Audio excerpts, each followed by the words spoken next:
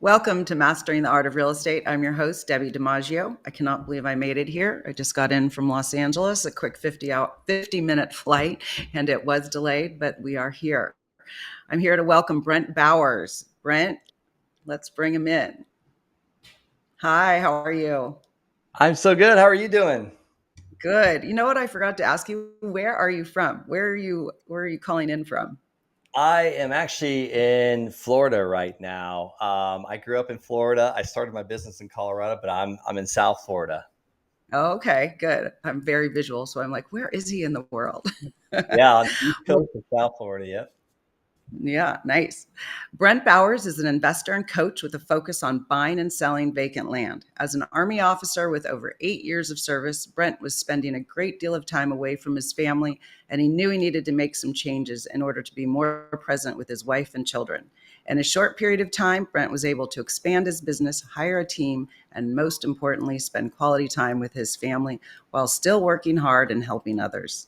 While Brent invests in many different types of real estate, his favorite investment strategy deals with buying and selling vacant land, and he enjoys sharing his expertise in this area with his coaching clients. Brent chooses to live his life based on Bob Burge's quote, "Your influence is determined by how abundantly you place others people's interests first." He is passionate about helping other people find success in real estate investing, particularly in land investments. Welcome, welcome, Brent. So the title of your business, I believe, is the Land Shark. Is that right? Yep, the Land Sharks. The Land Sharks. And before we go into that, I just let's go back. My first question I always like to start off is, what did you do? Well, I know you were in the military for 8 years. What did you do prior to that, and what led you? And then in the military, and then what led you to do what you're doing today? Yeah. So I was in the military working crazy long hours and just preparing for combat deployment number three. And, there was a second kid on the way. And basically, I was just tired of being away, constantly always training, preparing to leave again. And basically, I just needed another way. I needed a way to pay my bills. I wanted time freedom. I didn't want to be told where to go, how to dress, and have to shave every single day of the week. So I was looking in the real estate investing. I already had rentals, but really the rentals were kind of holding me down because they were kind of fixer-uppers. The tenants sometimes I'd have to evict them or they'd destroy the place. And I heard a guy Mm. talking about land investing. So I immediately started taking action, making a bunch of mistakes, but made some pretty good money pretty quickly. And so when you were in the military, was that in Colorado, or where did you start when you were in the military? Yep, that was the last duty station, which was Colorado Springs, Colorado. Okay. And where did you grow up? Where are you from? I grew up in Okeechobee, Florida, a small town in biggest, more cows than people. Okay, my cat is totally wiping his face on my Oh, that's screen. funny. I thought the desk Oh was my, just moving itself oh my God. Rigatoni, you got to stop. across. So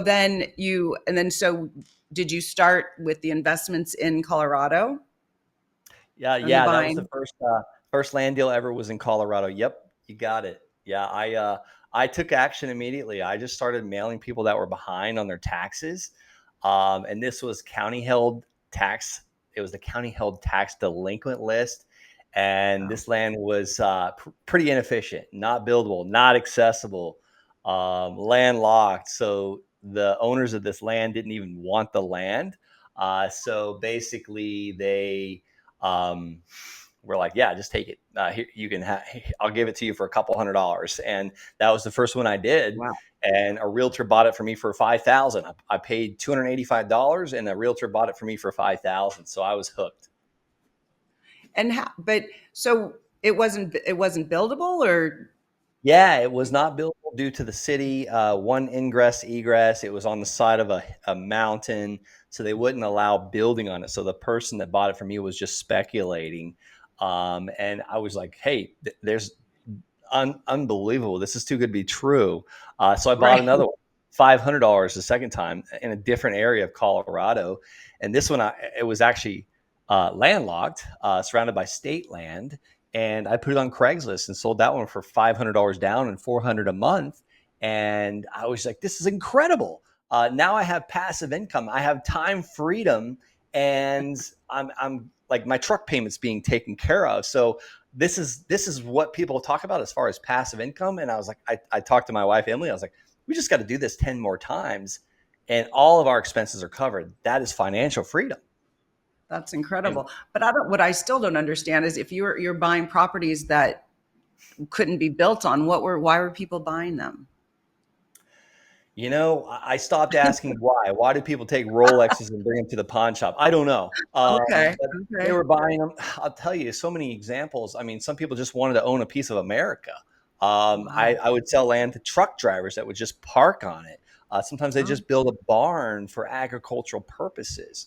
The guy that bought this land just wanted some hunting land to use. It was surrounded oh, by state okay. park. I mean, this was like 5 acres next to the state park. Couldn't have been a better location. He just had to go and access, basically get legal access, ingress, egress to the Okay. land. Had to pay an attorney several thousands of dollars, but he got a smoking hot deal when he finally gained access to the land.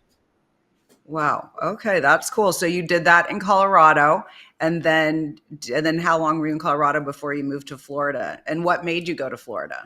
Yeah, so we bought a ranch out in Colorado. We still have it. One of the things that got us back to Florida was we missed home. Obviously, we love the water, and all of our parents. My wife's parents are here. My parents are here, Oh, makes and sense. we.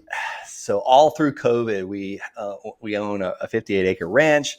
We stayed on it. We were so bored in the middle of nowhere. It was so Oh, beautiful. We had elk coming through the land, and bears, and we had our own chickens and bees, and it's just, it was a great time while it lasted. But we were in Colorado 6 years. oh, nice. Colorado's. My kids, both of them went to Boulder. Such a beautiful place. So Yes, it is. pretty. All right, we're going to take a quick commercial break so I can feed my cat so he will not keep scratching his face. We'll be right back with Mastering the Art of Real Estate.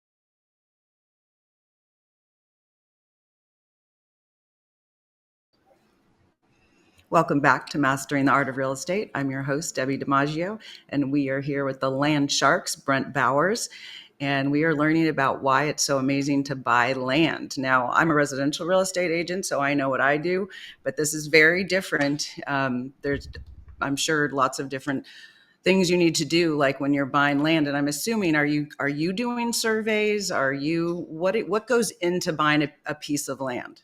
Yeah, sometimes we do surveys, sometimes we do perk tests. It just depends on the parcel of land. It really does. I look at each one of them individually, and a lot of times I don't have to do much, but it just depends where it's at. Like North Carolina, we've got one we're purchasing, and yeah, you definitely want to do a perk test on it. Like Texas, we like to have surveys because it helps us sell it faster. But it all depends. Like a lot of it, I'm not building on it or developing it or cutting any trees down. So it's just I call it simple land flips. Wow, very, very different. I'm in California, so it wouldn't be that simple. And what is a perk test? A perk test is just thinking about like percolating of coffee. You put some coffee grounds in the filter, and the water goes through it, and that's it. That's the water percolates through the soil, and that's how you figure out if what kind of septic system is going to be needed for that land to build on. But if you're close and you're in the city and you connect into sewer lines, then you don't have to even worry about a percolation test. Every area is different on what's required, but nothing stops you from buying or selling a piece of land. And there's no ordinances or any regulations. You could just buy it and then sell it without. We have again, we're in California, so there's so much we have to disclose and so many different inspections we have to have. So walk me through like one of your, doesn't have to be the easiest, just one of your transactions when how did you find the piece of land and what were the steps to selling it? Were there is just a contract? Is there, walk Yeah, us through very good question. So I generally find areas of land that I want to buy and sell by figuring out where the demand's at. Once I find where the demand's at, then I'll price out that area, and then I'll generate what's called land offer letters, or LOLs, and send actual offers, purchase agreements directly to the owners of the land. And they can either choose to accept my offer, that would allow me to make profit if they accept it, or deny the offer, or basically just throw it in the trash, really. Yeah. So, and I don't care. We just consistently make enough offers every single day for some to get accepted. Once they accept it, we go through our due diligence, our research, our checklist. And if your listeners want a checklist, I can offer them one.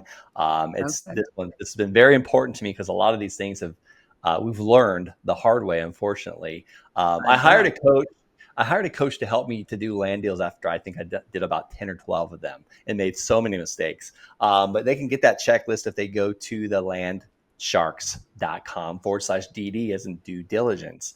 But once we go through that due diligence process, and we find out, okay, this is a great deal, we can either sell that purchase agreement to an investor, someone cash, or we can buy it ourselves with our own cash or borrow the money from someone and then sell that piece of land through a real estate agent or on Craigslist or Facebook or a sign or to the neighbors. Neighbors love buying the land. You ask who buys land? Neighbors. Yeah. Landowners like to own more land. Okay. So that's And kind are of the these problem. a lot of areas that are flat? We're hilly, very hilly here. So are these big areas with a lot of land that's rural, I can never say that word, rural, It's a hard word. I can never say that word.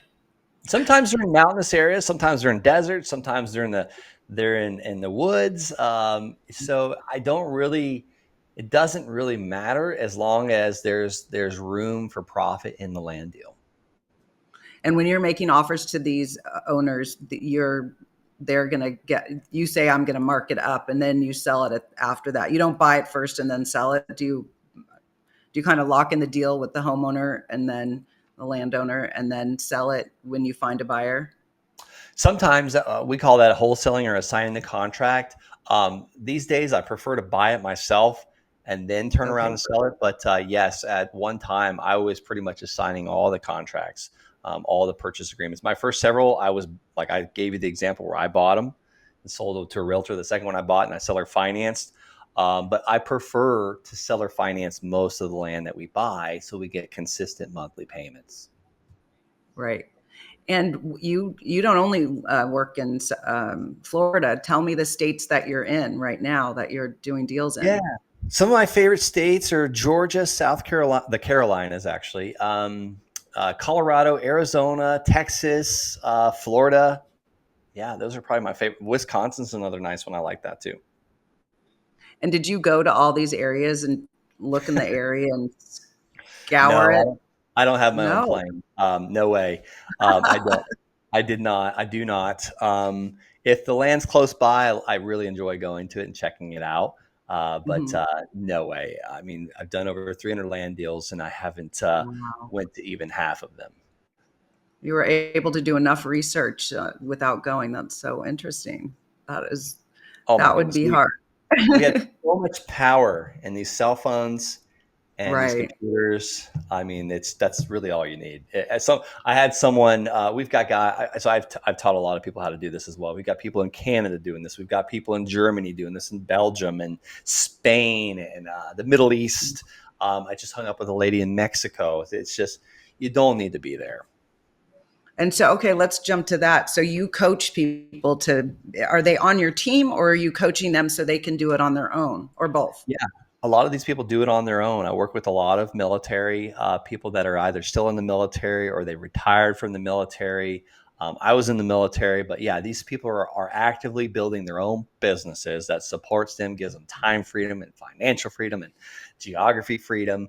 Like I said, I don't know if we had this on the recording. I just got back from Germany No. like 24 hours ago, so it's you can go from anywhere in the world. That is incredible. And do you also coach? So? Well, how many are you coach separately? Is that do you coach real estate and land, or you mentioned you do some coaching too? Only land. Yeah, I Oh, only coach people on how to do land deals. And I really enjoy it. It's a passion of mine. And I didn't realize by creating this community called the Land Sharks that I would even be getting the opportunity to be doing much larger deals. so what's one of your biggest deals you've done?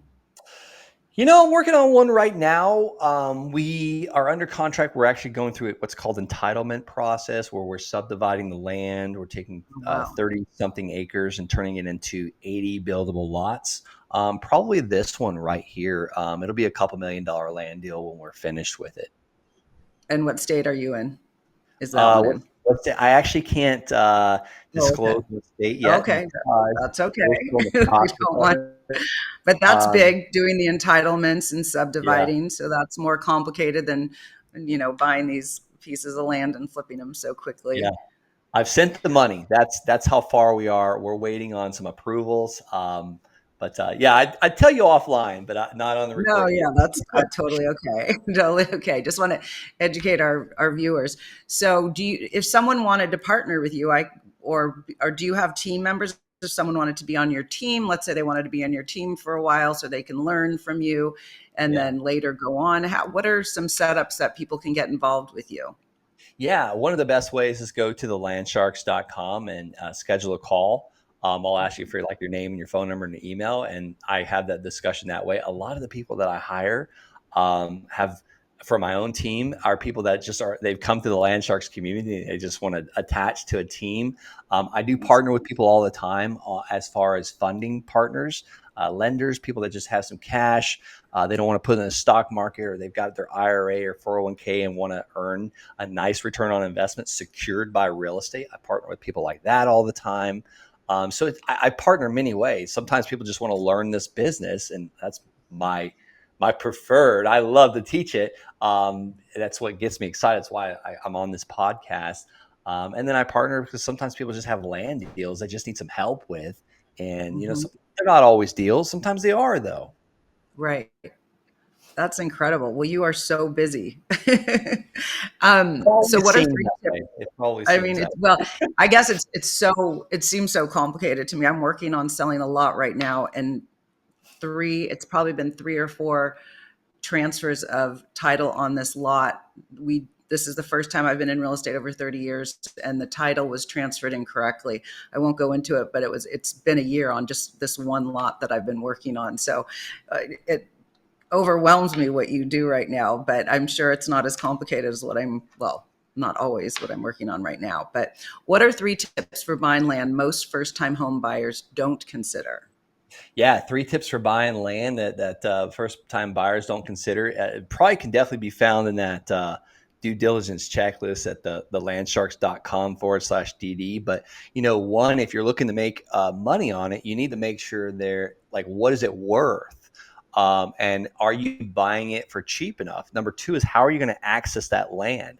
Like, what kind of road frontage is it? Private road, grass road, county maintained road? Is there legal ingress, egress, like access to it? Number three, I think, is, how are you going to get water to it? Is there water on the street, like city water? Are you able to drill a well? Like Colorado, you need a big enough space. And then sewer or septic, like Colorado, you need at least an acre to put a septic system, or you need to be connected to city sewer.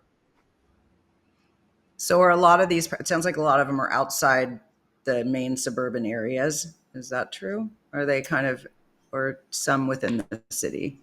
Yeah, it's Because when about you 50. say The ones I do Septic. about That's 50/50. septic Yeah. is I've never dealt with that because we're in the city, but Yeah, very um, dense.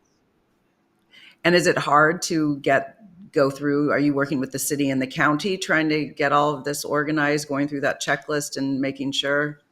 No, a lot of times I'm just dealing with land sales specialist real estate agents, and I'm just going off of what's already there. I don't change zone. Actually, I haven't done a lot of zoning changes. I'm in the process of working one right now, actually two of them right now. But generally, I'd leave it as it is, and we go with the flow. Like row your boat gently down the stream is what I prefer in business. Go with the And are you? grain of what the city and the county wants. Oh God, that's amazing. So you're finding these properties on your own because you're sending letters to these homeowners, and then are you working with an agent or are you writing the deals yourself? Or Yeah, we send the letters to the landowners, and we're buying this stuff. Most of the time, it's off market. Generally, when I sell it, I prefer to use the land sales real estate agent because agents have a lot of reach. Even I never want to leave that out because sometimes they have a buyer in their back pocket for these sort of things.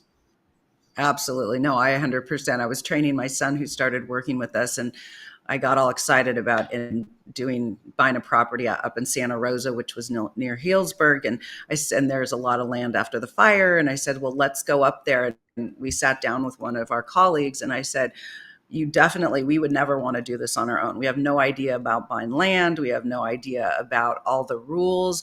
There was the Airbnb rules, like you have to, whether some towns are not allowing Airbnbs or it has to be within a certain, foot, how many feet away from another Airbnb. But so as I was saying, it's so important to use a realtor because they do have all of those resources and it's invaluable, right? You can't be an expert everywhere. So No. that I just wanted to highlight that tip. I think it's super important. You obviously know what you're doing, but you know that you're going to have much more leverage by working with a professional in that area. Yeah, the power of the boots on ground, and they already understand that market. They're selling land in that market. I mean, who am I? Like, they're the experts. That's awesome. Um, why is there no competition in land? I think we're starting to get some. I do think I'm starting to see more competition because I'm seeing hedge funds now start to buy land, which is incredible when you True. sell it to them. I think things are changing. I think people are starting to realize the power of this land investing and what you can build from it. Now, is it anything like houses? The competition you see in houses? Absolutely not. When I used to be a house investor. I've done many of houses. I would go to these seminars. There'd be thousands of people in the room. I went to land seminars, land events. The most people I've ever seen in one room at a land event was like 90 plus, maybe 92 people. Wow. And there's Wow. way more parcels of land than there are houses out there. That's crazy. Well, this is super interesting. I'm fascinated now. Didn't know what to expect, but now I'm like, okay, this is very interesting. All right, let's take a quick commercial break and we'll be right back with Brent and the land sharks.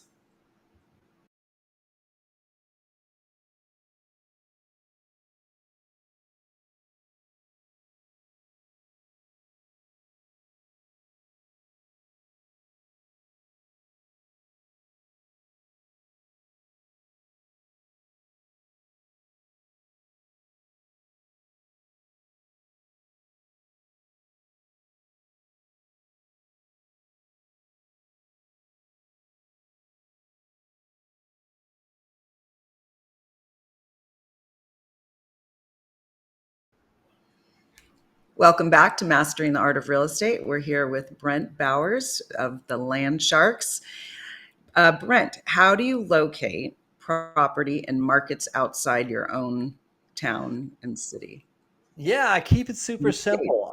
I like to use the free resources out there, and one of them is Redfin. I look and see where land is selling. When I find out where that land's selling, again, I go and price those areas and figure out what that land's selling for, and I put in the profit that I'd like to make and subtract the closing cost and the realtor fees and whatever other odd and end stuff. And I make an offer that if they accept it, it's a no brainer and I'll do the deal. I have never looked at land on Redfin. I've never really looked at land before. So I love the tip. So, and then, so when you, let's say you're in Florida and you're starting to look into Wisconsin, are you calling agents there as well? Are you just doing searches on your own? Do you reach out to some agents? Do you have anything coming? Do you know of anything? Not really. I will sometimes reach out to agent on the non-disclosure states where they don't list the actual sales price. But most of the time, I don't need the realtor until I have a piece of land under contract. And that's when I Okay. want that realtor to double check my math, go walk the land, tell me what their 30-day blowout price, like what's their get her done now price, like Mr. Realtor or Mrs. Realtor. If you had a hard money loan on this land and you're paying daily interest only payments at 14%, what would you list it for today to get it sold tomorrow? Good. So you buy it and you're turning around and selling it pretty quickly. You got it. Yeah. And then do you have a lot of, I mean, you said you have some partners. If someone wanted to if I called you or, someone from the podcast called you and said, I want to be in your next deal, how does that work if someone wants to work with you on your next deal? Well, first they gotta say that they heard me on the Mastering the Art of Real Estate podcast. So Awesome. Love that. um, it's yeah, it depends on are they, I want the partner to bring something to the table. Are they're going to bring some? They got to be boots on ground and work the whole deal. Or maybe they've got some funds to lend because they have a very demanding full-time job, or maybe they want to, like my mother-in-law, she just wanted her retirement funds to build. So maybe it's something like that. But Okay. it's really, I think everyone has different plans. And then sometimes people just Right. want to learn this business because they want some, like I had a single mother reach out the other day. She wanted to double her income because she wanted to change the daycare that her daughter was in. And I was like, you Oh, really have to double your income for that? She goes, well, I'd like to also get my hair done, nails done and stuff too. And I was like, that's so amazing. She just and needs so to do there, like one land deal a it month. doesn't sound like there's that. It doesn't sound like from this, if you have these people, older people wanting to fund their retirement, someone coming, they want to get their hair done. Is there risk that they might put money in and not make money? It just Yeah, seems like from absolutely. There's absolutely risk in this. We could buy a bad land deal, or there's risk in everything. The biggest thing for people that scares people is, what if my mailers don't hit? What if I don't find a land deal? And the thing is, it's like you got to literally understand that this is a risk, and you got to do the steps for long enough. What if you get a gym membership? You go every single day for 1 week and you get super sore, and the second week you're like, screw that, and you don't lose any weight. Well, the thing is like, you got to go for long enough to get the result. And you got to do, it's not really going and getting sore at the gym. It's like you got to also stop eating the cake and the ice cream right before you go to bed. right. So it's a series of steps, instruction to get a result, and you got to do those steps long enough. Sometimes people get a deal in 30 days, sometimes it's 45 days, sometimes it's 9 months, which sucks. Like no one wants to wait that long to get a deal.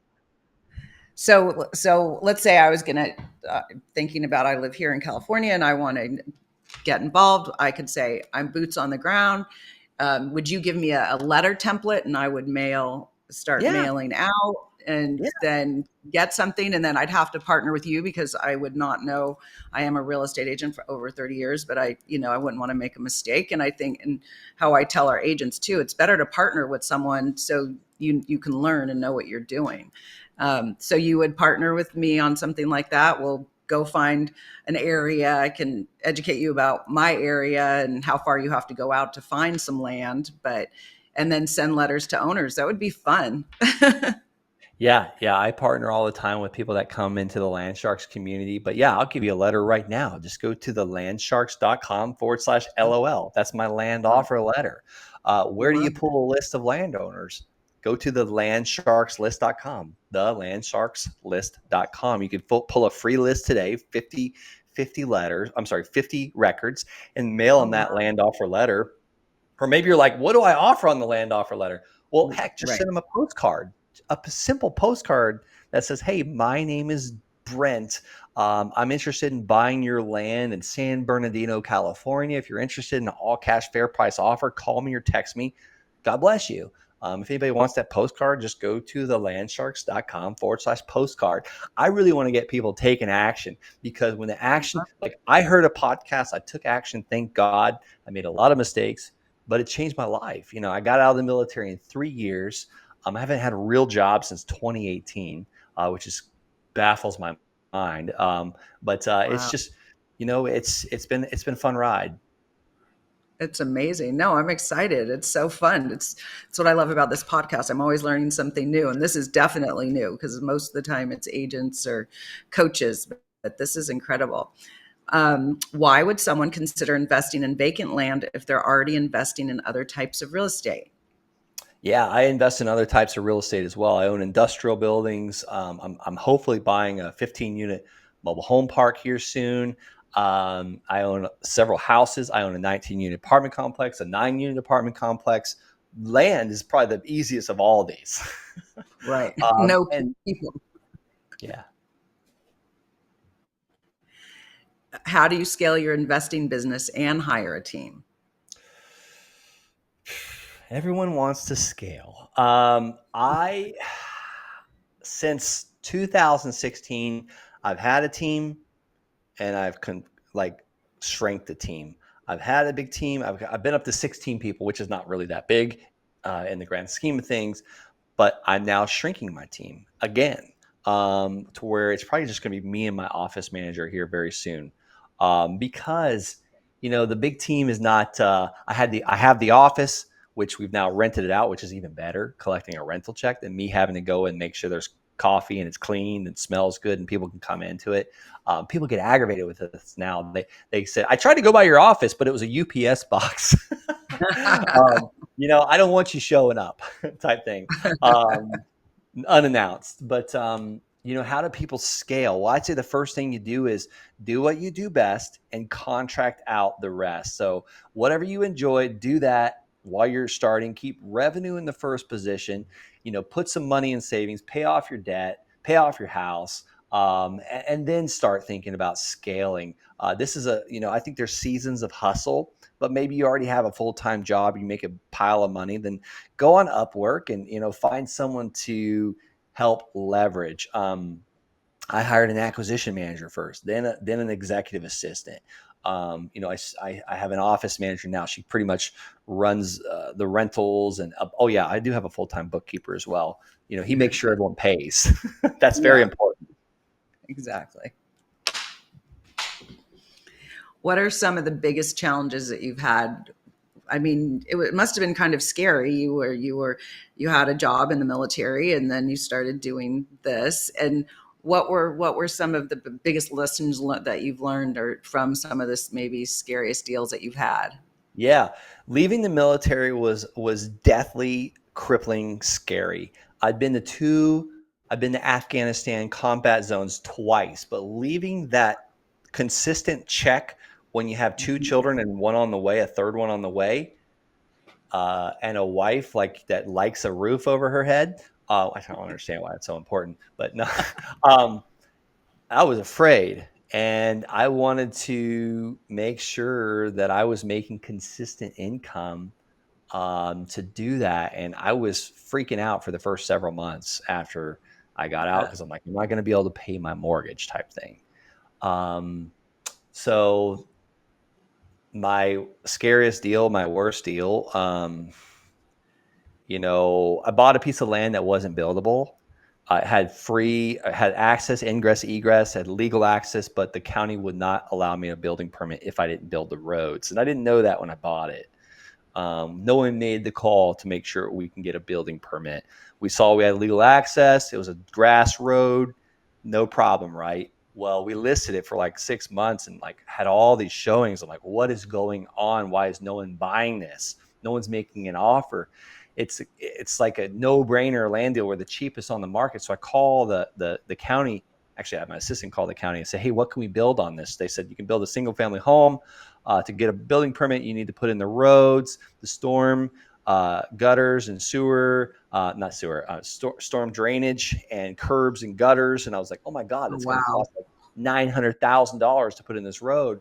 We would lose money on these. So that's the problem. So I hired an attorney to sue the county for a special exception because everyone else is on dirt roads out there.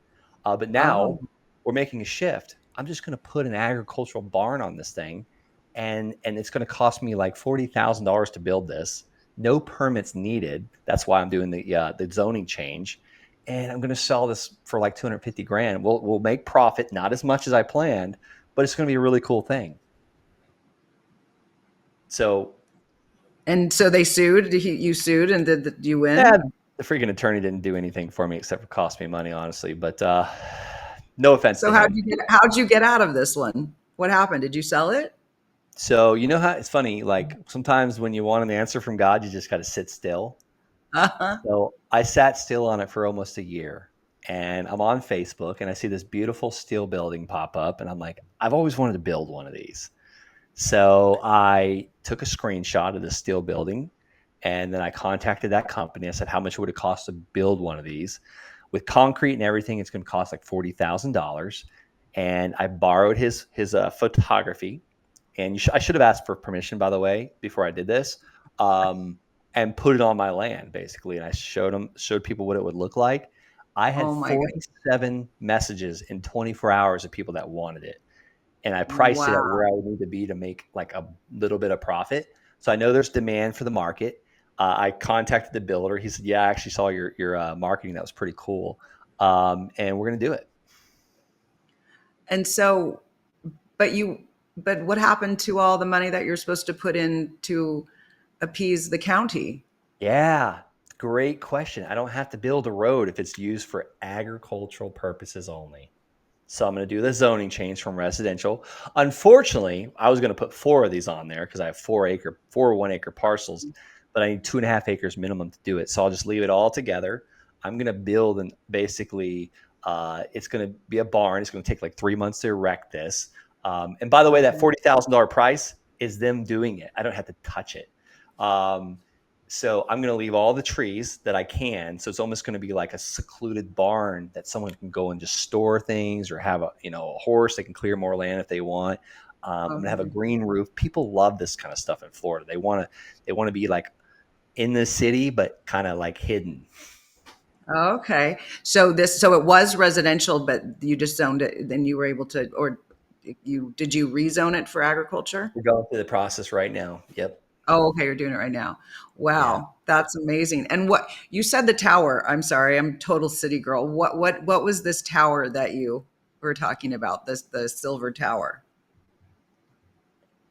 You said you Silver had a Tower. photo. You said you had the photo and you put it on your, you Oh, the screens. building. Yeah, I took a screenshot of the building that they were offering to sell on Facebook. It's a steel building company, and I basically took a picture of that, and then I put pictures of my land, and I showed where the land's at, and I said, disclaimer, this is not built yet. We're going to Oh, build this on 1 acre of land. This is back when I thought I was going to be able to build four of them, because that would have been just oh, okay. So crazy. this wasn't an agricultural building. No, no. Well, it's going to be a barn, basically. Yeah, it's a Okay. it's a it's a big steel building, and it'll have a 16-foot tall roll-up door. You can pull your camper in there, whatever you want to do with it. Oh, okay. Amazing. Well, congrats on getting over that hurdle. They'll never stop. They'll never stop. Yeah. There's always going to be a hurdle. How can veterans get started in real estate and why should they? Yeah, I mean, one of the easiest ways is buy a house at every duty station. Oh, You're getting mhm. basic allowance for housing. Like you can give it to someone like me that owns houses next to a military base and build my Okay. children's wealth, because all my houses will be paid off eventually.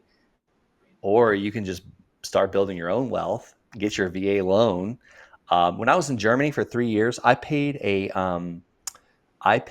a German landlord over 40,000 US dollars in 3 years. I'll never get that money back ever, ever. So why not buy, like, I wasn't smart enough back then to buy a house in Germany, nor do I even know if I could have. Um, Right. but if you're in the United States or in Hawaii or somewhere like that, then buy your own house. Maybe you can't afford it. Well, then rent out the rooms and you sleep on the couch for as long as you can. And eventually that house is paid for by someone else. That's the easiest way for a veteran to get started in real estate, I think. Use your That's VA true. loan because you need to sleep somewhere. Right. I didn't even think about that. There's such good loans for, and I guess most of them, most uh, people in the military, they just rent because they're there for a short time. Well, 2 to 3 years maybe, or it could be longer. But so are do most military just rent? I think a lot of them do, and a lot of people say, "I don't want to be a landlord because I don't want to deal with, toilets not flushing at midnight." They always have that same exact saying. Well, shut your phone off, and you won't have to deal with it. Right. No, that's super interesting. So do you own a lot of property where in different military No, bases no, just around? Colorado Springs, actually. Okay. Colorado. I was actually looking at a mobile home park outside of Camp Lejeune, actually. Mobile home, we had a friend who owned a bunch of mobile home parks, and I think that's brilliant. I mean, he just was collecting rents, but he did go and take out the garbage and did some of those types of jobs. But it just seems like a pretty good business to be in for sure. Barbara Corcoran bought not a mobile home park, but she bought a mobile home.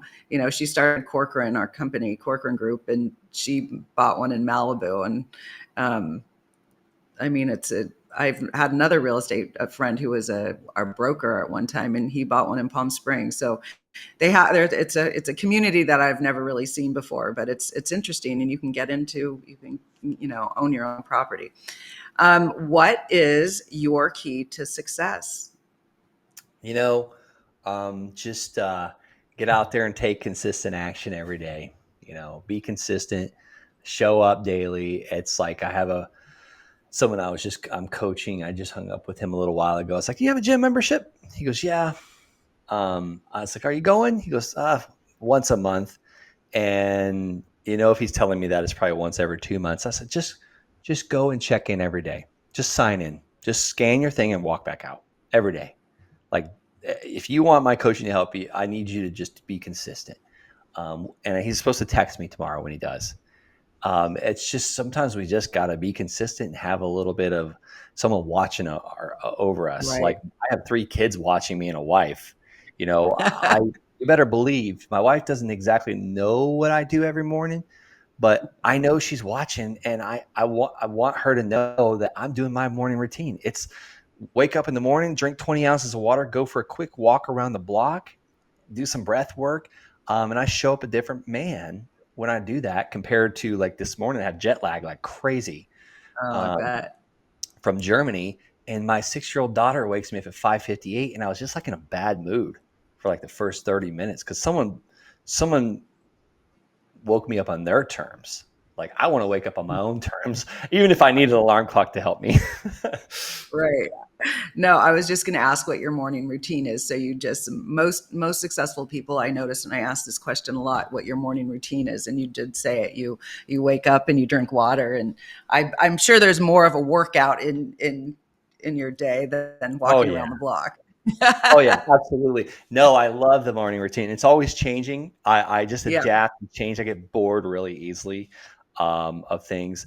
Um, I mean, most entrepreneurs and visionaries do, but it changes. We'll get the kids ready for school. I love getting to make them breakfast. That's my thing. We'll get them to school, and like today, I didn't do this because the kids didn't have school. But then I'll go to the gym. I'll get in the hot tub. Sometimes I'll get up at 4 a.m. just to get it done, which I should have this Yeah. morning. Get in the hot tub, and then hello, and then go straight to the cold plunge for like 3 minutes. Like, Oh, this is 43-degree water, cold as yeah. heck for a Florida boy. And then Yeah. I'll warm up in the sauna for like 15 minutes, and hopefully I'll have like 40 minutes left to hit the weights. That's Monday through Friday. Yeah. No, it's so important. I definitely have my morning routine. I like the first couple hours, well, I get up early just naturally, but yeah, it's so important to have that private time. So obviously there's a lot of things that you probably took from the military training into your life today and into this business. give us a few highlights of what you learned in the military, and gosh, thank you for your service and fighting in these wars. And yeah, just thank you. What did you bring of all that training? Because I know it's significant into your life today. Yeah, do the hard thing first in the morning. Get up. Most people, it's not for me anymore because I would do it all day long if you let me. And I probably should. I guess we can do whatever we want to, honestly. But do the hard thing first. And when I was in the military, that was we would go stand like in Germany. God, I hated it. I hated it in Germany. We would stand in the most freezing cold weather in formation to check in, and then we'd go and run in this crap in the snow. We'd be slipping on the cobblestone, and I hated it. That was the hardest thing. But after that, it was done. Take a warm shower. The rest of the day was easy. So do something hard first thing in the morning. For me, now it's a cold plunge. I I have a place in LA, and we have a well, we heat up we heat not heat we put this thing into the bathtub that makes it cold. It's a contraption that makes the bathtub cold. It feels so good. It's hard, but I definitely don't go over my head, but it does. Those cold plunges are amazing. They definitely wake you up, and feels great. I love You that. probably don't want to mess your nice hair up. I get it. No, no, I don't care about that. But no, it just is so cold. I can't go that far. I try. Then There's you need a to do it then. I I know. encourage you to just do it. Take a big deep breath in case your heart stops, so you at least got one more breath of air in your. No. No, I know. I really got to work on it. It does feel so good. I don't know what it is. It's kind of a psycho thing, but it feels Honestly, good yeah, when you probably a little yeah. bit psycho, honestly. I know. It's great. So we're going to go to a quick commercial break. We'll be right back, and then we're going to wrap it up with Brent Bowers, the Land Sharks, who's offered us so much amazing advice and links to his website. And we'll be right back.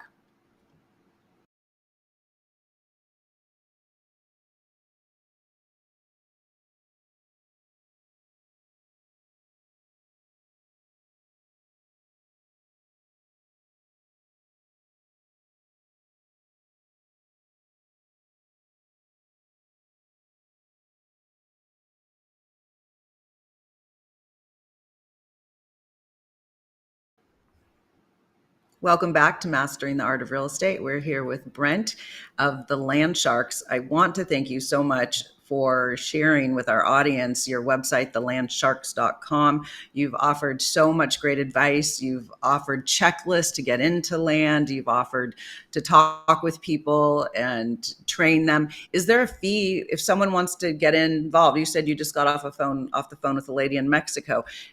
Is there a fee when you speak to people that you're guiding and coaching to do what you do?